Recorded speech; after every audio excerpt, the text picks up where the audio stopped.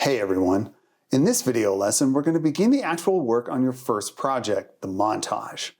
We're going to start off by taking care of a few things at the file level, just like we did in the previous video lesson. Then we'll jump into Premiere, bring in some creative assets, and begin learning some basic editing steps. There'll be tons of resources and plenty of keyboard shortcuts provided as well. So let's jump into the lesson and begin creating.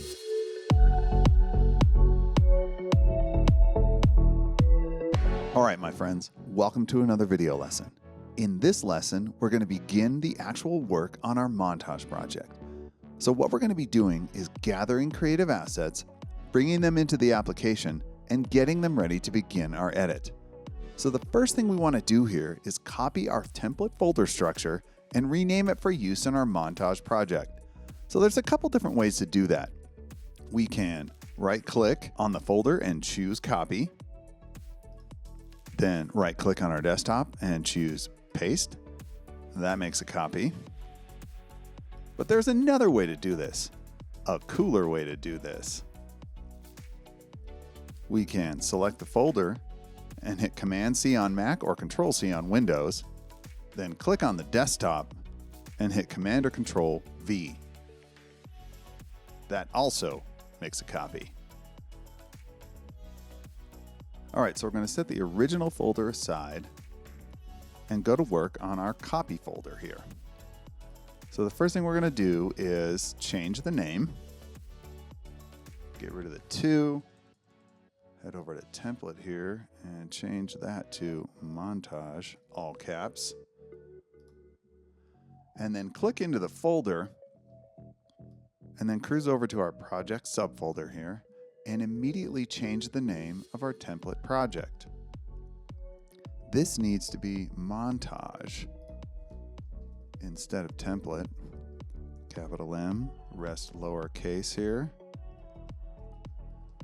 No space or underscore. 2024. And then you can see we've got the current date here. Click off of that. All right, cool. So now what we want to do is gather our media. So there are a couple different things we need. We need video and music. So the video you guys can download from the link I provided online. And here's my downloads folder.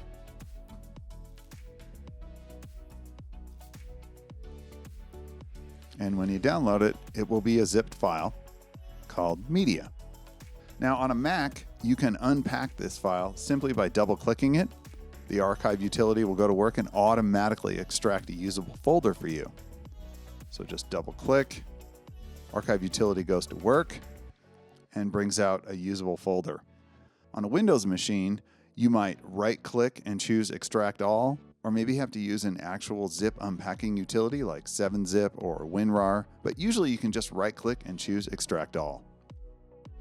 So you can see I've got my usable folder here with all the subfolders containing my actual video. You can see I've got animals, city, miscellaneous, nature, and waves.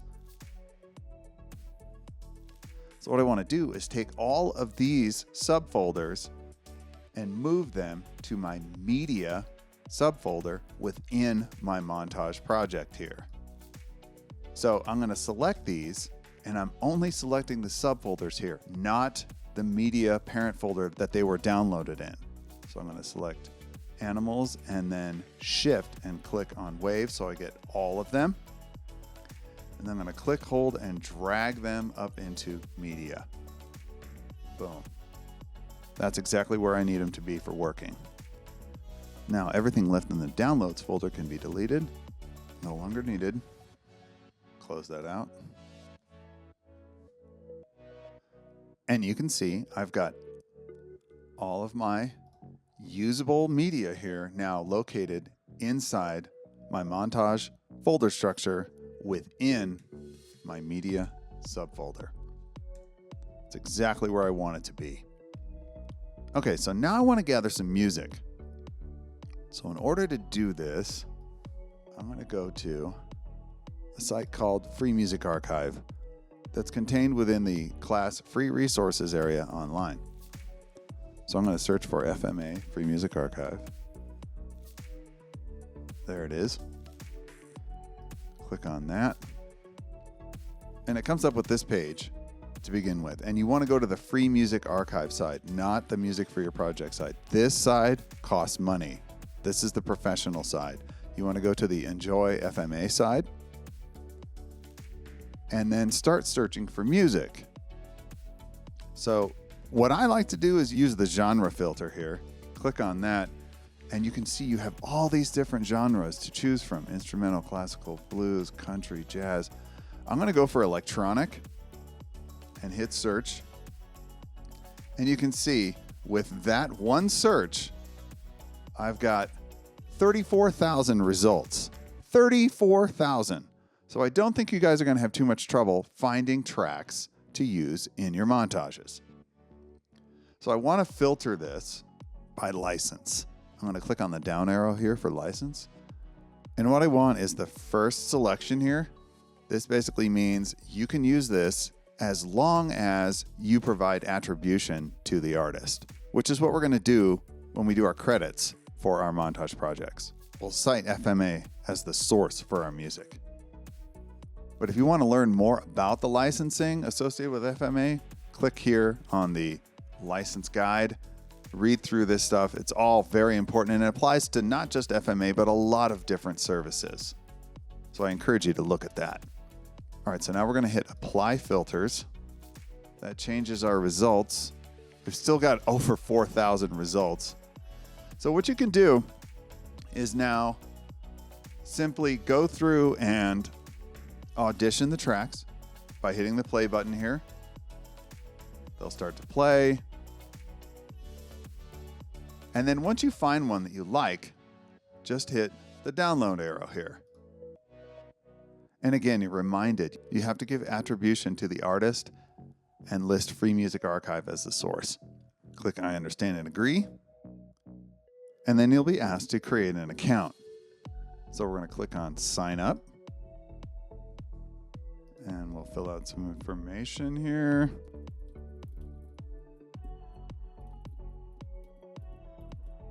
Put in a password. And register. So now I'll sign in.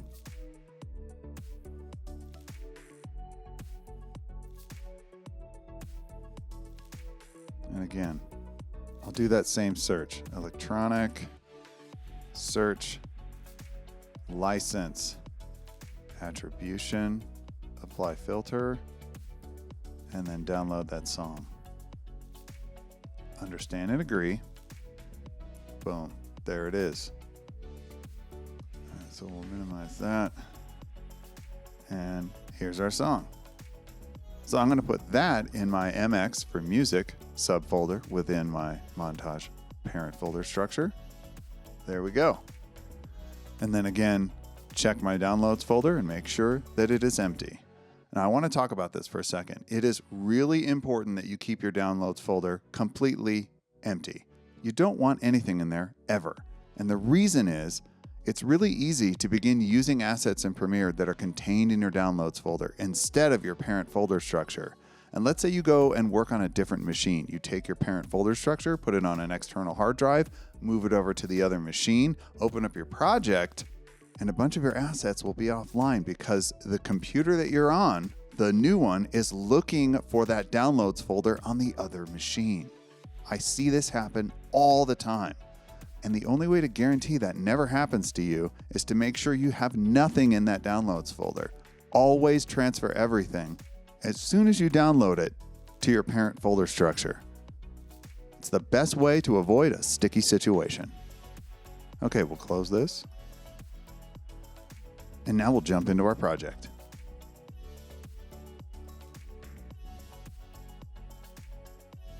Okay, so the first thing we want to do here is import our video. And I want it to go into my media bin here, so I'm going to click on and select that.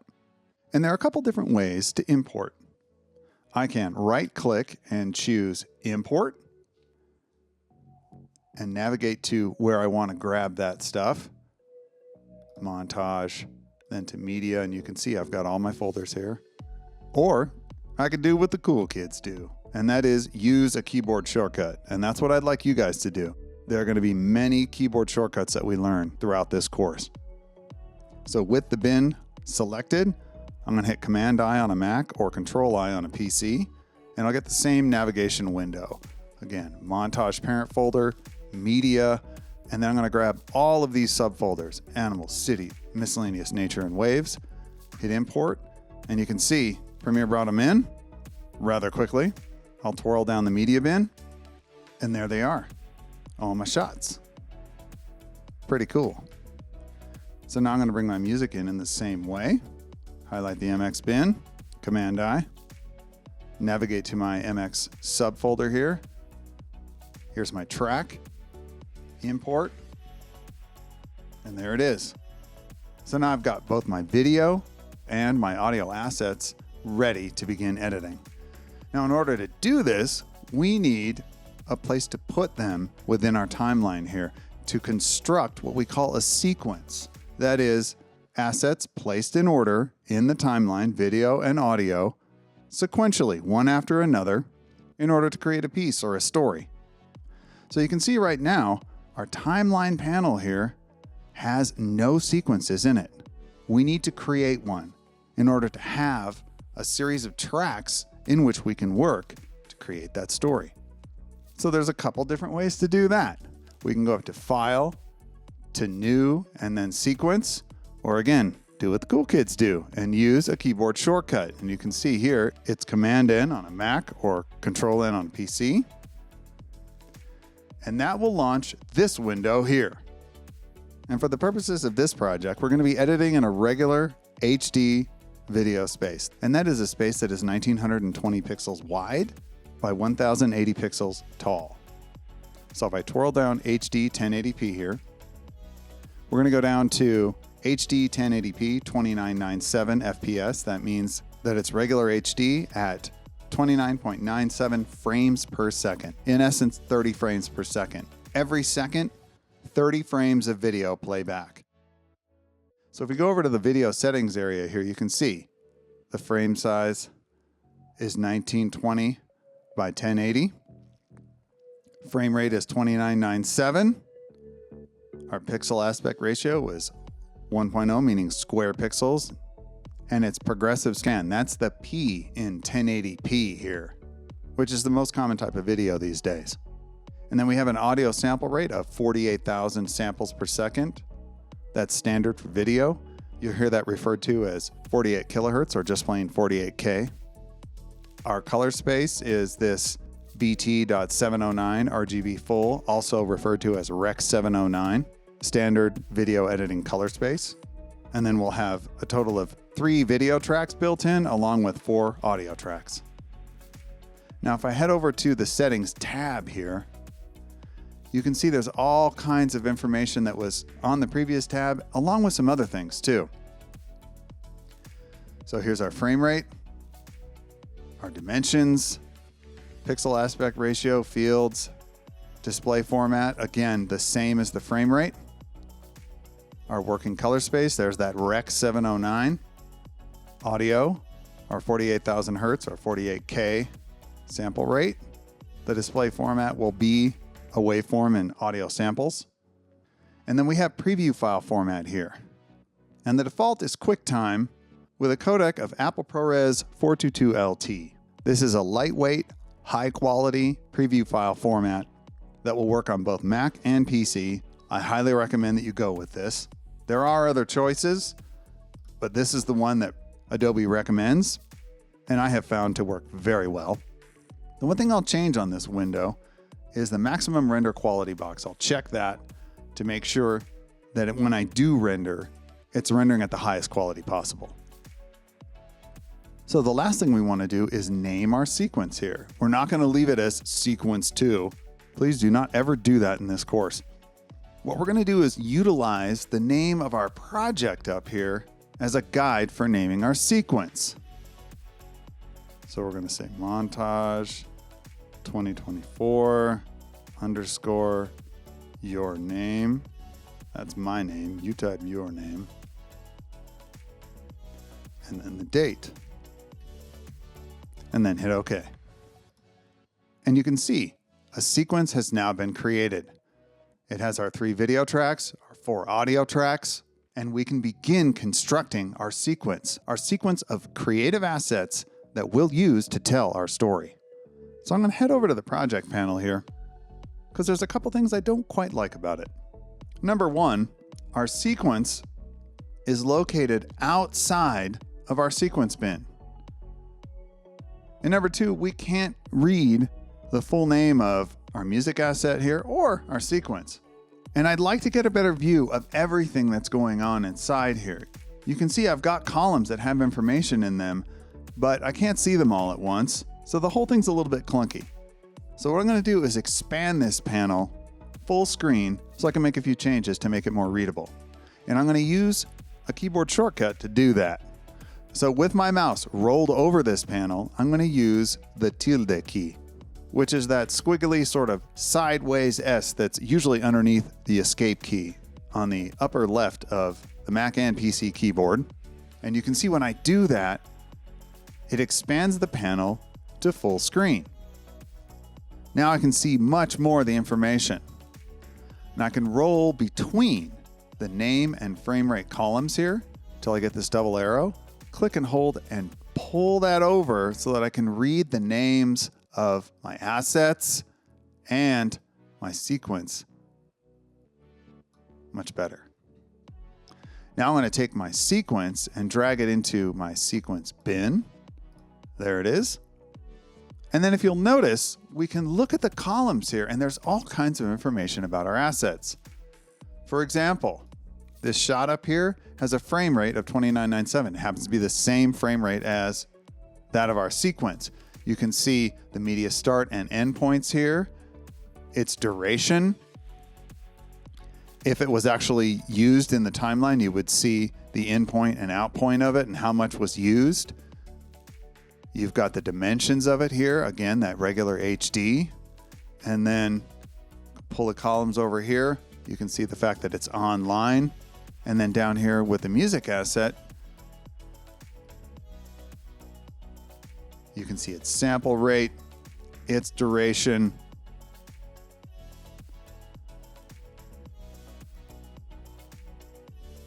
and the source.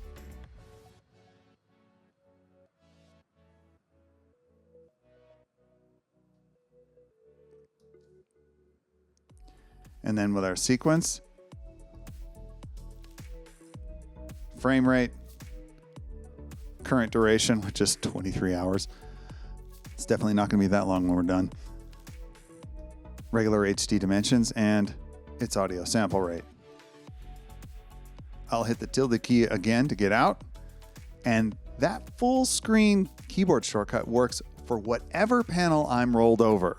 So I can full screen my program monitor, my timeline. I can have giant audio meters, full screen tool panel for no reason, whatever panel I want. Close our animals bin back up. And that completes the media gathering and importation part of this lesson. So next we'll move on and begin populating our timeline in the next video. And for more free resources of all kinds, video, music, still images, VFX, etc., be sure to check out the free resources area in the class toolbox. And that about does it for this video lesson, my friends. I'll see you again in the next one.